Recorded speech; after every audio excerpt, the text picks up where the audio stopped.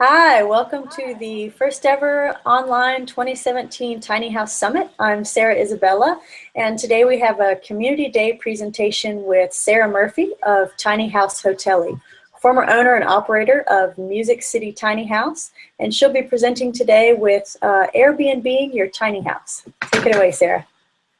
Yeah, hi, thank you. I am so excited to be doing this. I have been the Nashville kind of premier contact for tiny houses since early 2014. We commissioned our tiny house, Music City Tiny House, from Tennessee Tiny Homes in about January, February of 2014. It was delivered in June of 2014, and almost immediately we were hosting open houses and tiny house hopefuls as overnight guests. We became the state chapter leaders for the American Tiny House Association right around that same time. And we've been kind of just riding the wave of the tiny house movement ever since. Public speaking and trying to gain support and momentum for the tiny house movement here in Nashville towards legalization. We started off as the hosts of Tiny House for Music City Tiny House, and then we ended up selling it not too long ago to fund another venture. And at the same time, I formed the new site, which is Tiny House Hoteli, which, for those who don't know, a hoteli is kind of a term of endearment for people who attended the Cornell Hotel School. I did my master's program there. I've been in hospitality my whole career. And so it was a really natural fit for us when we decided to join the tiny house movement to kind of make it a hospitable one. And after 2.5 years of hosting guests in Music City Tiny House, we really, my husband and I both, but mainly myself, really felt like we should be sharing a lot of that knowledge that we learned. More and more people are turning their tiny houses into Airbnbs as an investment, as a way to maybe build now and live in it later, but get it paid off in the meantime. And as a way to kind of take advantage of this share culture, the Airbnb culture that we have. Not everybody wants people in their homes, but maybe they're eager to host guests and share what they have. And so that's kind of why I got into the consulting side, the knowledge share side of hosting tiny houses. And I have just learned so much over the past 3 years of hosting tiny houses. And I just really would hate for that to end with me. And so that's kind of where this came from. So I'm going to start off with, you're going to have to bear with me because I hate PowerPoint, and I think probably most people do, but I've created one for you guys so that you don't have to stare at my face the whole time while I'm talking. But I'm going to toggle back and forth because sometimes there's just no point in just staring at a bland PowerPoint presentation. So I'm going to connect over here. I'm going to press play, and boom, here we go. So I'm not sharing my screen, am I? I told you guys, this is not. Let's see here. Share. There we go. Now I'm screen sharing. And play. Okay, great. So here we are. Airbnb Your Tiny House. What you should know and do before hosting your first guest. I focused on what you should know and do before hosting your first guest for a reason. I think there's a lot of information out there as to how to host once you've decided to be a host and you're kind of in it. But a lot of the questions that I get from people that reach out are actually what to do before you even get to that stage. So we're going to work through that a little bit here. And if they're at the end of the presentation, if you still have a list of burning questions, you can certainly hop on my website, which is tinyhousehoteli.com, and send me a note, a message, and be happy to talk about anything that I've missed. So that's me, the Hoteli. This was our tiny house, Music City Tiny House. I designed it. to be built around our lifestyle. And so one of the flagship, I guess, parts of our tiny house was our kitchen. We were the first, I believe. It was before there was a ton of tiny houses on Pinterest yet, but we have that giant farmhouse sink that I think is in a lot of tiny houses now. And that was the one concession that I wouldn't make if we were going to be or live in a tiny house, which we never ended up doing, which is probably a story that you've heard me tell elsewhere. And if not, it's time for another day. But I would live in a tiny house, but I would not sacrifice the size of my sink. And so we ended up with this giant farmhouse sink. So here's the agenda today. The number one question that I get asked time and time again is it legal? And so we're going to touch base on that a little bit. I'm going to try and keep it brief because there's a ton of information that I've already put out there on the web, whether it's on our website, Music City Tiny House, or Tiny House Hotelli. And so I'm going to briefly go over kind of what the basics are that you should be asking yourself. But for the most part, we're not going to spend a ton of time on that.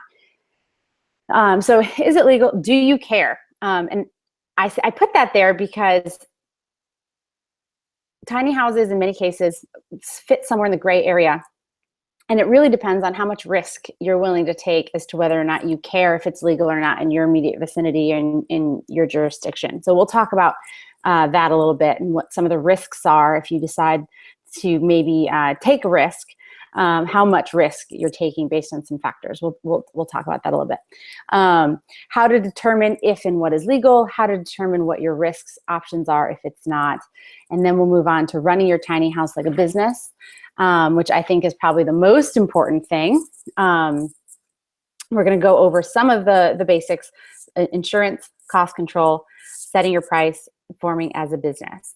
And the last thing is kind of a little bit of fun thing because talking about, is it legal and the basics of running a business are a little dry. And so I just threw this in at the end because it's something that you might not think about, or maybe you would think about, but maybe you'd be surprised at some of the answers that we got most requests for. So threw that in at the end for a little fun. Let's start off with, is it legal? In order to answer this question, it's not a one-size-fits-all, unfortunately. I wish it was. And so it really is almost a case-by-case basis. But what I can do is I can kind of work you through some mental exercises to determine whether or not it's legal or not. The first one would be, is it on wheels or off wheels? So if you have a house that's on wheels, your set of rules is going to be completely different than if it's off wheels. And what do I mean by that? So if a tiny house is on wheels, in most cases, the two things that you need to look at are, is it legal based on zoning regulations, and is it legal based on building code regulations? And so if it's on wheels, you no longer have to worry about the building code regulations, because if it's on wheels, it's regulated by the DMV or the MVA, depending on which jurisdiction you live in, which is why they started being built on wheels in the first place, because it bypassed all the building codes, which restricted square footage and had all these other rules and regulations. So they were built on wheels to bypass all of that. So if it's on wheels, you don't need to worry about complying with the building regulations, but you do need to worry about complying with zoning regulations. And so that's kind of where people get hung up. Tiny houses on wheels, in most cases, are not legal sort of regulation against RVs, mobile homes, anything that would be prohibitive of things on wheels. If it's off wheels and it's on a foundation, and perhaps you live in the middle of a city and you say, I have a giant backyard, I'd love to put a tiny house in the back, maybe a granny flat, or the official term in most places is either ADU or DADU.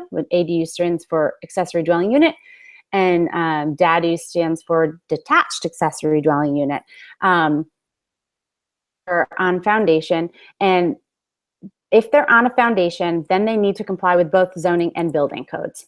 So is it legal? I would start with your particular plot of land, which may be zoned completely different than the plot of land next to yours, and see what's permittable and permissible on your plot of land within your zone. Now, I live in Nashville. Nashville makes it really easy to check that. You can go onto the web page for the city. They let you kind of search your address. You can find out what your zone is, and then unfortunately, the next step is pretty straightforward, but takes a lot of work. You actually have to then go into the zoning document and look for your particular zoning code and then all the things that are permitted. Now, here's something that's important to remember. PowerPoint, something would pop up here and dance around a little bit. But in most zoning, and I've read probably more than I would like to admit, if it is not, we get used to the thought of, well, if it doesn't say we can't, then we can, right? Like the Constitution basically says that, if it's not strictly said that you are allowed or not allowed to do it within this document, then you can. Well, within most zoning codes, there's actually a fine print somewhere that says if it's not expressly in this document that you can do it, you should assume that you cannot. And so that's kind of where most people lose the battle in trying to, find that gray area when it comes to the zoning codes. So if you're on foundation and your zone permits a DADU or an ADU, then you are likely fine to go and apply for permits through the building codes. So you really just need to make sure that you comply with both building and zoning. Probably bored 90% of you already with this, and I'm not even through my first bullet point. So all of this is to say that there really is no one answer for everybody, and everybody that asks me this, they'll say, hey, like I live in East Nashville, are they legal over there? And it really is a much more complicated answer than that. So when determining whether or not your tiny house is legal where you are, you need to make sure that you check with your zoning and your building code regulations if it's on foundation. If it's not on a foundation, it's on wheels, you only really need to find out whether or not it complies with your zoning. Now, that's also a gray area because you may have to check with building for things like utilities. So if you wanted to get electricity installed, or if you wanted to get utilities such as water, brought to your site, you would probably have to work with building to get those permits and stuff. So no straight answer here, unfortunately. But we can continue to get more complicated because I know you guys were worried about that. So the third bullet point, we're going to do that. We're going to talk about specific Airbnb regulations in your area. Not everybody has these yet. More and more cities are going to have Airbnb regulations soon, without a doubt. And there are a number of reasons why they're starting to regulate Airbnb. And it's not all just because they want the revenue from it, although most cities are definitely looking to get revenue from Airbnb. There are also a lot of affordable housing concerns. And I think the tiny houses need to really kind of take the forefront of this fight in some way. And here's why, because as tiny housers, there's a large portion of the movement is concerned about affordability of housing. And so what we're seeing in a lot of cities that are impacted heavily with Airbnb are companies or individuals that are buying up large amounts of inventory that would otherwise go towards people who live and reside in those communities and are Airbnb-ing them full time. And so, the teachers, the police officers, the municipal workers that might have been able to afford living in that neighborhood once upon a time are no longer, because they're being inventory is being taken off the market and Airbnb'd to the tourists in the area, which thus hikes up the rent for the available housing in that area. And I think that is one of the things that as tiny housers we need to be, we are just inherently, I feel like, are sensitive to the affordability of housing, because a lot of that is one of the things that draws a lot of people to the tiny house movement is the affordability of housing. So we are seeing a lot of Airbnb regulations enacted, and if you're going to choose to, Airbnb your tiny house, they may apply to you. And so it's worth looking into that and seeing what regulations there are and if it applies to tiny houses. So that's just something to look into. Let's get even yet more complicated. Is the plot of land that you have and that you're putting your tiny house on zoned for business use? So let's just go through here. Let's say you live in a city where tiny houses on wheels are legal. Fresno, California recently permitted tiny houses as long as they're secondary to a primary dwelling. So much like granny flats or dadus or ADUs. So let's say tiny houses on wheels are permitted. Check. They pass both building and zoning code. Check. There's no necessary Airbnb regulations that you need to worry about, meaning you looked into it, and if they did, regulate tiny houses, you complied with all of those. Check. Is your plot of land zoned for business use? Yikes. This may become an issue at some point. So many people, when you buy your house or you buy your land, there's paperwork that you sign during the closing that makes you agree to the fact that you're not using it for business purposes. Not everybody. It's worth looking at your lease or your mortgage paperwork to see if this is the case. Now, like a lot of things in tiny houses, there's some gray area here, because how are they going to know? Will they even care? Maybe not. It's just worth knowing whether or not this is an area of risk for you. One of the things that we're seeing in areas that are cracking down on Airbnb use, when they are losing arguments in other areas, they then, as last resort, the cities will turn to the owners and say, well, you're running a business, which is essentially a business, on your home, which is zoned residential. Therefore, you're not in compliance and you cannot continue to run your business unless you rezone your property, which, if you rezone your property for business use, may mean that you have to then go and get your mortgage adjusted to allow for business use. This is just something to keep in mind. I've never, ever heard of anybody be shut down for this, but it is something to keep in mind, and something we may see more cities and jurisdictions point to as a reason to not allow Airbnb. Tiny houses really don't need another excuse as to why not to be allowed to Airbnb. And finally, what permits are needed and do you qualify? So this is so in some areas, you may need a permit, such as an occupancy permit. If you are allowed to have your tiny house, you may also need to have an occupancy permit. If there are Airbnb regulations, they may require you to have an Airbnb permit or a short-term vacation rental permit. You might need a sales and use tax collection permit, all of those things. So just make sure that you're looking into all the things that you would need to have in order to run your tiny house, and then verifying that you qualify. If you are still on board and interested in Airbnb your tiny house, we are going to continue on. And the next step here is, do you care? Do you care about all of this stuff, these hoops that you have to jump in to be considered quote unquote legal? What are the risks? So a couple of the risks that we'll talk about. One, poor Airbnb ratings, which could affect your future listings. So let's say you say, I don't care about any of that. I don't know if I comply, if I have permits, if I need them, I don't know. But what I do know is that lots of people are Airbnb their tiny houses in my area, and they're not having a problem with it, and they're making hand over fist money. So I'm just going to throw mine up on Airbnb, and I'm just going to hope for the best. And then you're renting and you've got your place booked out, and 2 weeks into it, you've got a note tacked to the door or a letter in the mail that says you need to shut down immediately.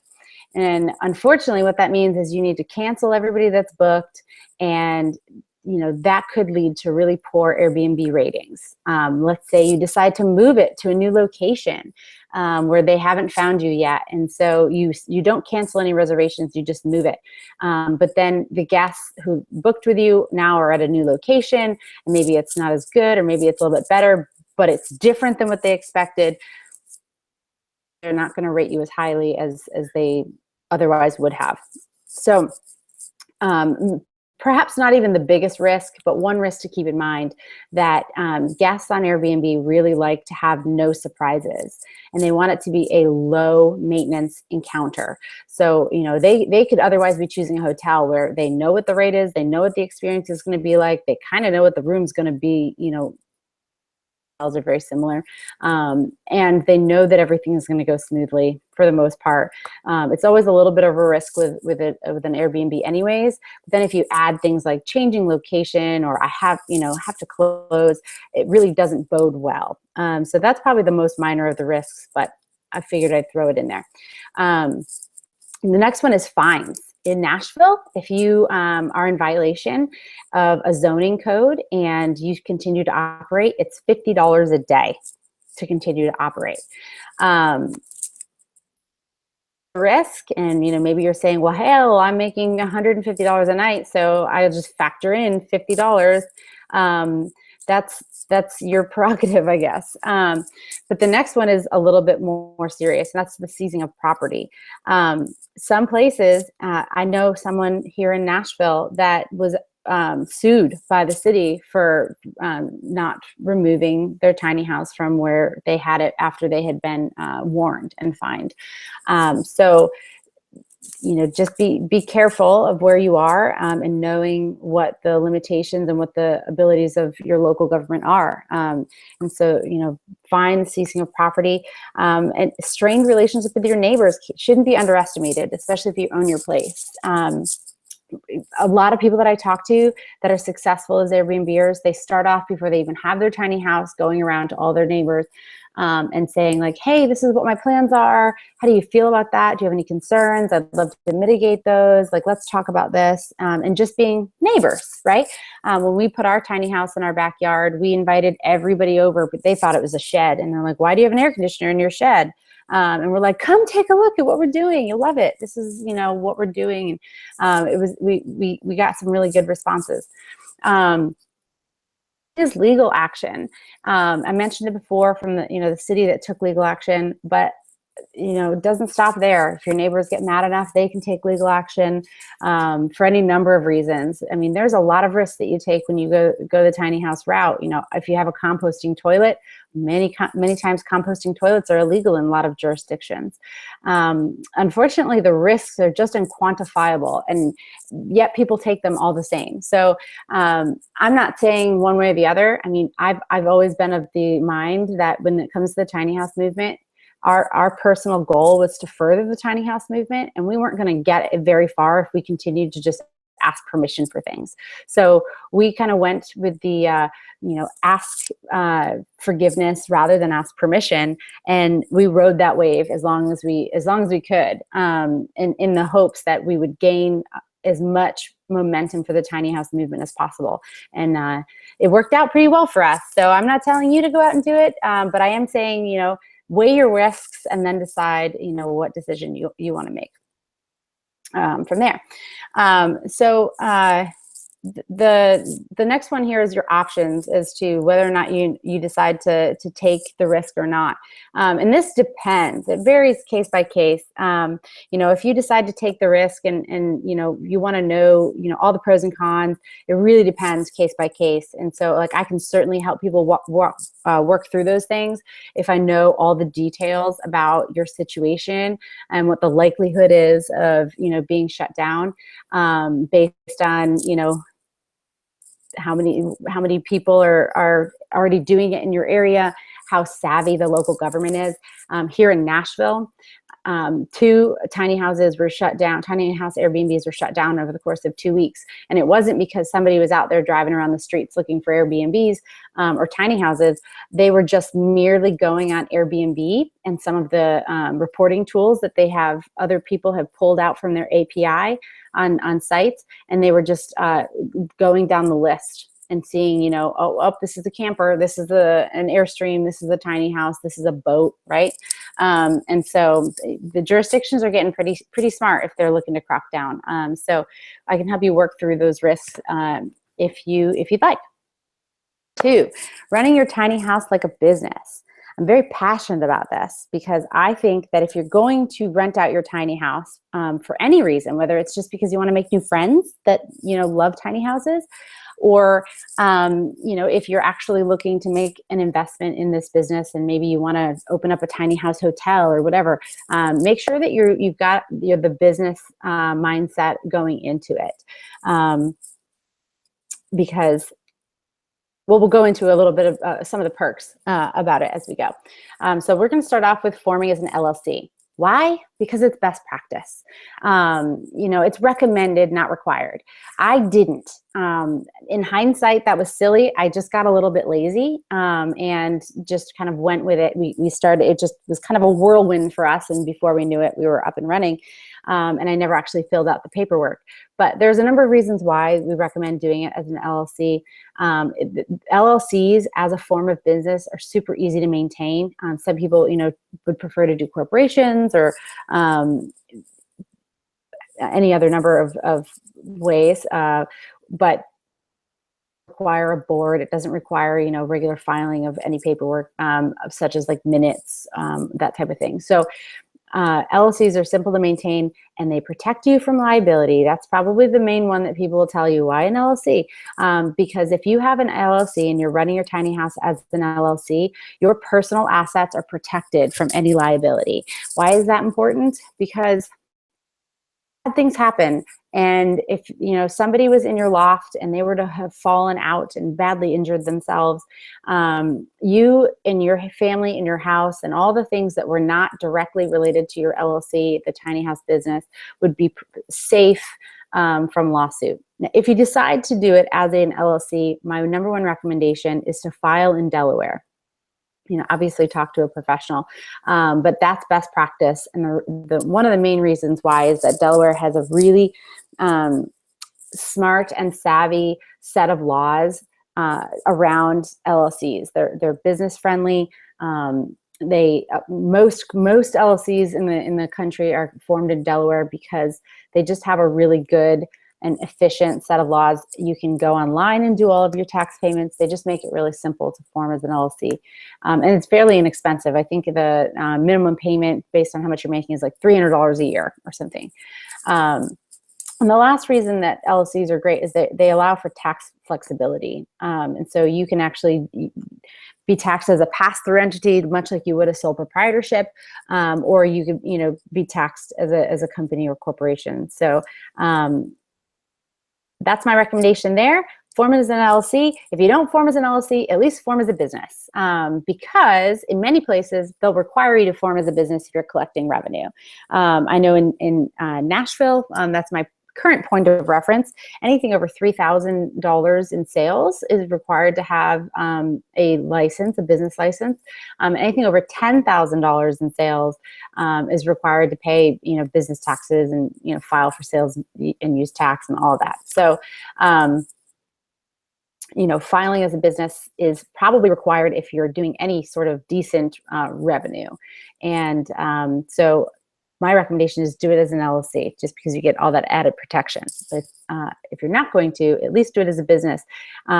There's some cost-saving benefits of forming as a business, and the majority of that lies in anything that you buy and use for the business is then tax deductible. That alone should be worth forming as a business and not just running it as an individual person running a tiny house. And all the sheets, the towels, the toilet paper, everything that you buy would be tax deductible. That's huge. So that's my recommendation there. Insurance. Insurance is one of those things that people are like, well, I have insurance, or Airbnb offers insurance. And so I'm not going to tell you whether to buy it or not buy it, but everybody that I have this conversation with goes and does their own homework and they end up buying their own insurance. And so I've gone over a few of the reasons why I think it's important for people to do that here. One, don't assume that Airbnb or VRBO has sufficient coverage. I know they offer insurance. I know that they do. But they also they're incentivized not to pay out for a number of reasons. With Airbnb, I know, for example, they're gonna ask if you've tried to mitigate the situation first. They're going to put a little bit of that onus on you. They're also probably only going to cover it if it happened while they were officially checked in. So let's say you have a 2 p.m. check-in time, and they asked if they could come at 1 o'clock, and you're like, sure, why not? And so they roll in at 1 o'clock and they proceed to fall out of your loft. If it's outside of those official check-in times, you may or may not be covered. May or may not cover if something were to happen. They may not cover the lost income. So if, for example, a tornado came and took your tiny house, and you were out of a tiny house, but you had $10,000 worth of reservations on the books, other insurance will make sure that you have coverage and reimbursement protection for that lost revenue. They also may or may not cover things like loss, people using your fire pit, or usage of bikes that you may have on the property and that you let guests use. Any of those things are worth looking into. So make sure that you talk to your current insurance provider if you have one.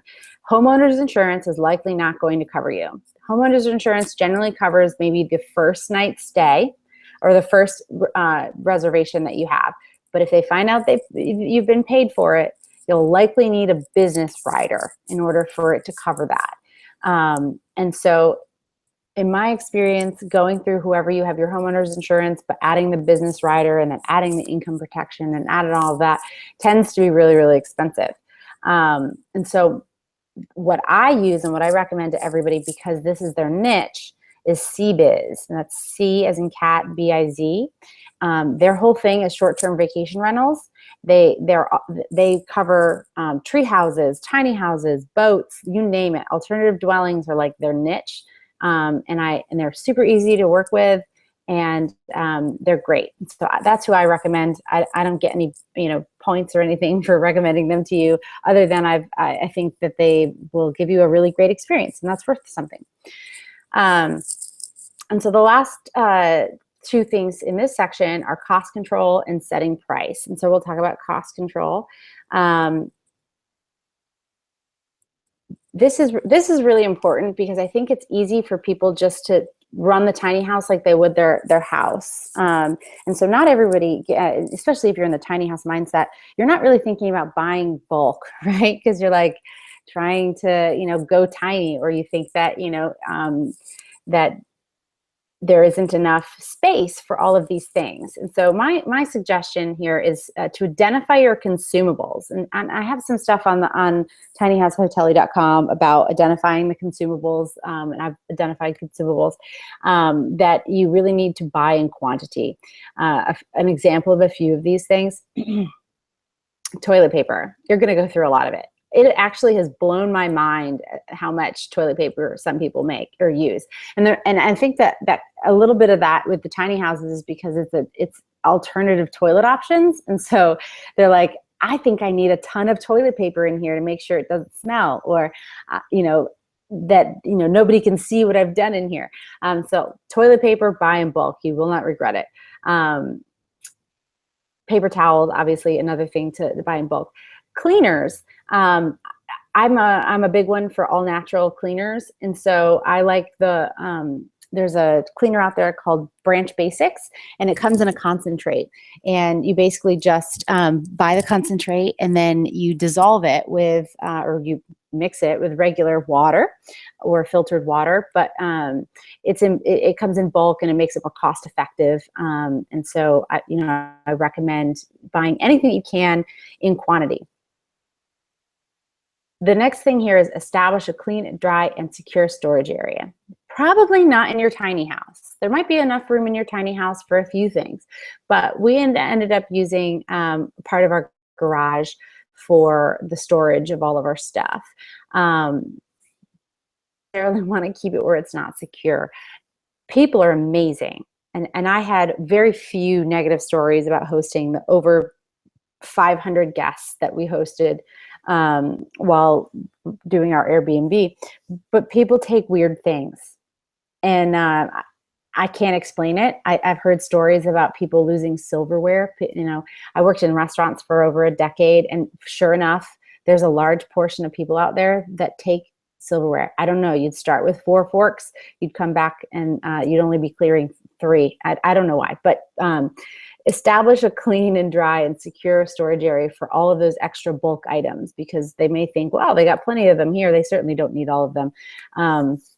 And so extra sheets, extra towels, extra washcloths, all of that stuff, store that somewhere where you could lock it up. Another recommendation or pro tip here is to pick a color scheme and a brand persona. For us, we picked beige, white, orange, and a blue. And so we had 4 colors that gave us a little bit of flexibility, wherein if we were walking through a store and we saw some towels on sale that happened to match one of those colors, we'd grab them. But then we also weren't tied into like just white sheets. White sheets are actually a really bad idea. For some reason, we found an immense amount of luck with beige sheets, and it wasn't that the white sheets would necessarily get stains on them, because the bleach would take them out. We found that they would wash and then turn different colors. So if we did all of our whites over the course of a couple months, we'd find that they started looking like different shades of white. Now, maybe that doesn't bother everybody, but that just drove me crazy. So we had a bunch of luck with beige. And then when it came to towels, we found that any other color but white was actually a real challenge. People would have face wash that would bleach any other color other than white. And then, they'd be taking off their makeup and stuff. And unless you could really just bleach it, it wouldn't come out. So my recommendation is pick a color scheme. Don't get everything in one color. Let yourself be flexible, because you're going to find sales on different things. But I do recommend sheets in colors other than white and white towels. Those are my recommendations there. I also recommend buying industrial or commercial grade items when possible. So things are going to get a lot of use, and while things in your house are going to get a lot of use too, I found that for some reason, things get more use when you're renting them out to strangers than they do in your own home. So if you have anything that, anything with, even down to like your key box, right? If you get like a small key box that's made for like residential use, you're probably going to buy 2 or 3 of them before the end of the year. If you get a good quality industrial key box, like that thing is going to be good forever. So if you have the option between buying the, chintzy handheld vacuum or the actual industrial quality vacuum, like go the industrial route. It'll save money in the hind end. And then lastly, find your personal balance of price and quality. And this is important, I think, to tie into your brand persona. If your brand persona is going to be like an eco-friendly, zero toxin persona, that's kind of going to answer your balance of quality and price for you, right? Like if you're going to go out of your way to make sure that there are no environmental items or no items that would trigger environmental sensitivity, and that you wash all of the sheets in like detergents for sensitive skin, and all of your cleansers are environmentally friendly, and that maybe you only use bamboo sheets, all of those things, you're going to have a bit more of a cost burden, and so your rates are going to be a little bit higher. So you can justify that by saying, like, we're not just a tiny house, like our persona is this niche. Otherwise, like if you're just kind of, for us, when we started, we were really looking to be as affordable as possible. Like we wanted to get people through our tiny house because we wanted people to fall in love with the movement and turn around and build their own. And so we tried to keep our price low, despite the fact we were in a downtown area of Nashville with, our neighbors were selling out their place for like double the rates that we were our tiny house. And so we had to find that balance of price and quality. And so instead of the super fluffy Charmin toilet paper, we used the Kirkland's brand, which by the way is actually pretty good.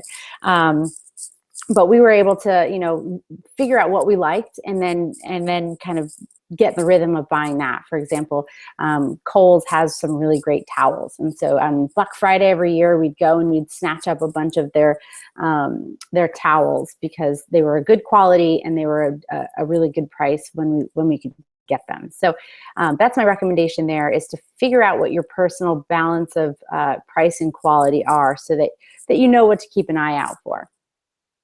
And then the last thing is probably the most important when it comes to pricing and how much money you're going to make, and that's setting your price.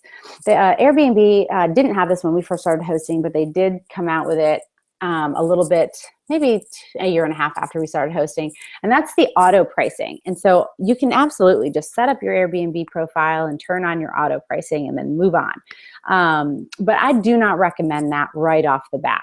I think that what's important to recognize is that tiny houses are not like the condos, the full houses, and the things that everybody else on your street may be renting. And that's what they're using in that algorithm, is what is the most amount, what are the properties in your immediate vicinity renting for?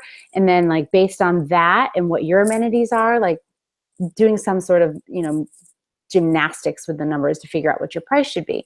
I think you should be very intimately involved with the pricing of your tiny house for at least the first couple of months, perhaps the first year, if you want to go through a full cycle or season. I recommend starting low to gain exposure.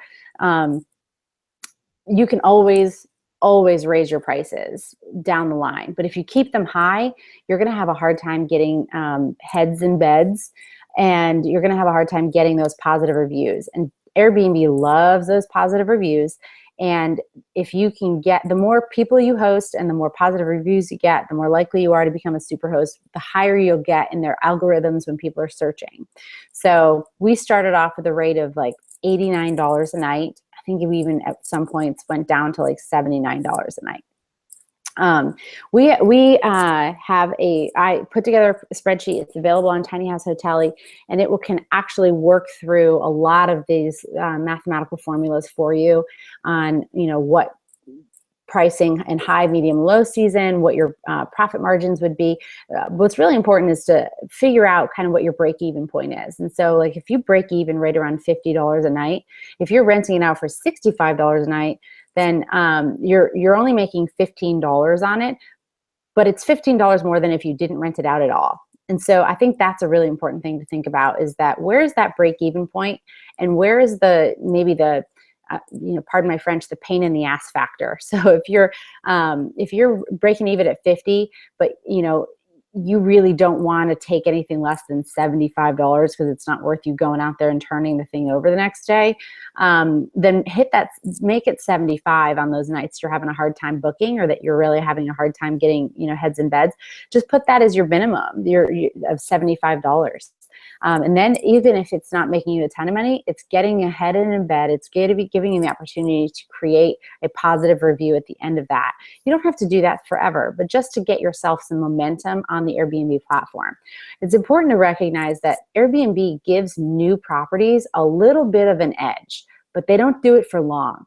So you really want to make sure that as soon as you're turning that listing on, you're ready to take reservations, and that you're getting reservations quick. Because if you're not, Airbnb will stop prioritizing your property, and it'll prioritize the ones that they know are going to get people to book. Start gaining that exposure. But then utilize upcharges and other pricing levers to disincentivize less than ideal guests. And what that means is that, maybe it's $75, your minimum is $75, but that's for one guest, or two guests, right? And then if they're a party of four, there's an additional charge of $15 or $25 per person. So if, they're a party for four, it was, $75, and now it's $125 because it's a party of four. Now, there's an additional, in many cases, more people mean more consumables are being used, more chances of something going wrong. You get, this is one thing. Here's something that you'll see a lot of if you start to host. Somebody who's making the reservation talks the other three people in the party of four to stay into a tiny house because they personally are obsessed with tiny houses. They're so excited to stay in this tiny house that people are like, fine, let's do it. Whatever, it'll be great. It'll be fun. It's an adventure. And then they all get in the tiny house, and then that one person is so elated. They're so excited to be staying in the tiny house. But that person's mom is like, what is this? Like, this is not fun for me. I'm not happy here. And then you get all sorts of, knocks on your door or texts to your phone because, like, my mom doesn't, like the fact that there's so much light pouring in the windows. Do you have a blanket we can put over the window, etc. So by utilizing upcharges, what you'll find is that you can really control the type of people that you want to attract. If you make it really inexpensive for those parties of 2 that you really hope that you're getting, you'll get more of them. So the other benefit to that is that you'll show up, your primary rate will show up as the lower rate. So if people are searching on Airbnb for like a tiny house in Scottsdale, Arizona, then Airbnb will show maybe that $75 rate on that Google search page, even though once they do all the math with the cleaning fee and the party of 4, it may be more like $150 a night. But they might not have even clicked on your page if it hadn't come up as $75. And so that click on your page is going to help elevate you in the Airbnb regulation or algorithm. So all these are like little tricks, and not to be deceptive. That's not the point here, but it's really just trying to mold behavior around what it is you're looking for. I can tell you that 4 people in a tiny house, which was the max that we allowed, is a lot of people in a tiny house. Even if you have 2 queen beds like we did, it's just a lot of people. And so we tended to make it more attractive in pricing for parties of 2 than we did for parties of 4. And that really helped us to kind of see a lot more of the parties of 2, which we felt were more appropriate for our space. The last thing here I'm going to go over, appreciated amenities and design aspects for guests. And this was, again, just a lighthearted little thing I'm throwing in here, kind of helping you to design out your space so that people that are staying with you get the most out of your space. Mirrors. We had 1 mirror in our tiny house because it was a tiny house and we assumed that 1 mirror would be plenty.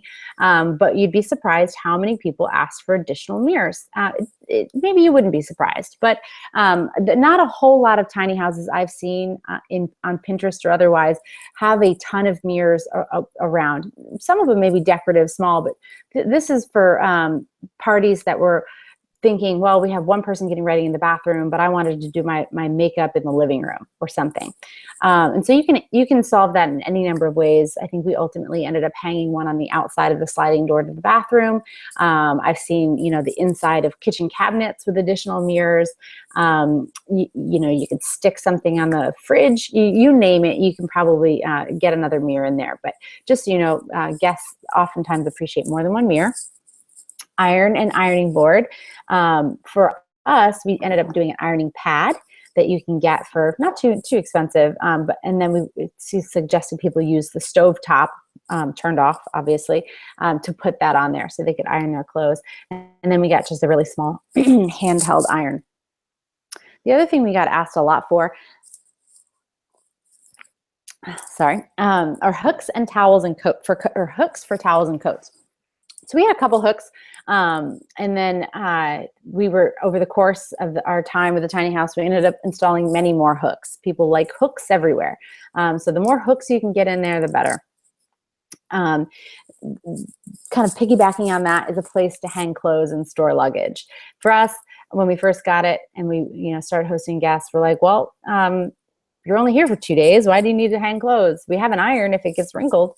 But people love hanging their clothes. That's kind of what they do at home. And while I recognize that maybe their reasonings for staying in a tiny house or to see if they could go tiny, and that would probably require some changes in behavior, not everybody is all that amenable to changing their behavior right off the bat. So if you have a place to put a hanging rod where people can hang their clothes, they would most likely appreciate that. And then the place to store the luggage.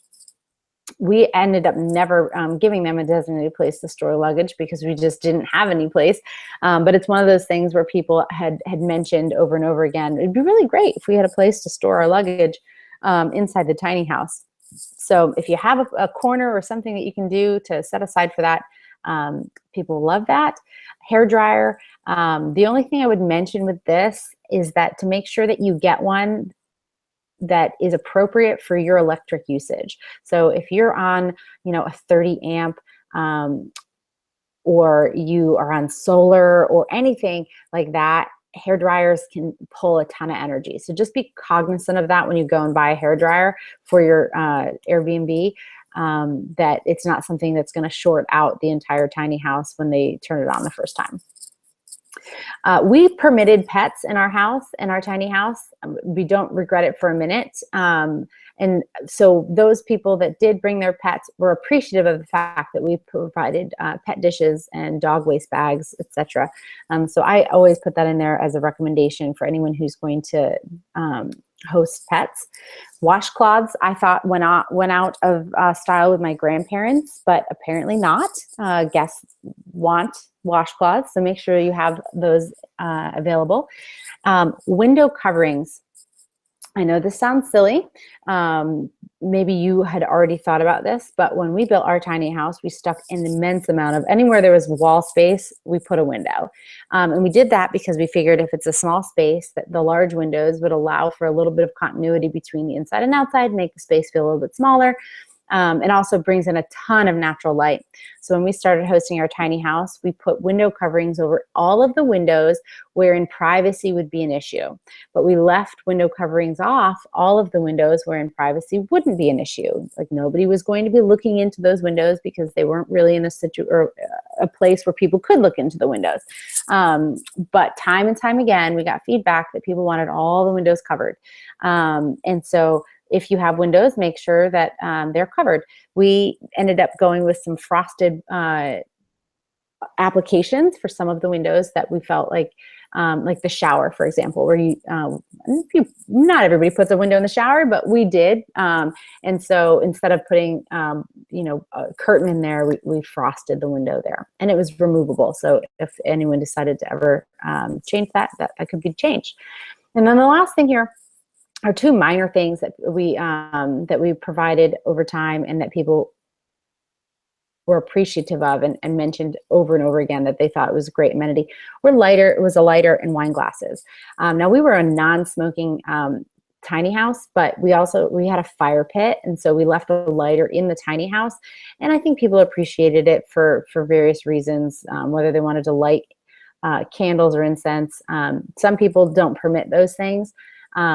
We didn't mind them, and so we had a lighter and we had wine glasses, and if people went through all of the glasses, then they could use the wine glasses, or they could use the wine glasses for actual wine, which we also encouraged at our tiny house. So those are just some of the amenities and design aspects for guests that I'd recommend. I left a couple of things off that I always recommend, one of which is railings. These are like common sense things, so I didn't want to put them on here, but railings, if you have stairs, they tend to be steep in tiny houses, so make sure that you have something for people to grab onto.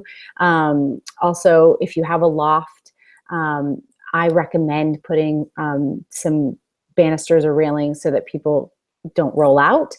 People will consume alcoholic beverages, whether you want them to or not. They may even have small children in there. And so I always recommend just to cover your own liability, those types of things. And finally, we're on the last slide, and that is, if you want more info or tools, you can reach me here at Tiny House Hotelli or at sarah@tinyhousehotelli.com. And that's really it. I'm going to stop sharing here, and I'm going to move back here and see if you can see me here. So thank you so much. I know that some of this is really dry, and that's probably the downside of talking about the business side of Airbnb.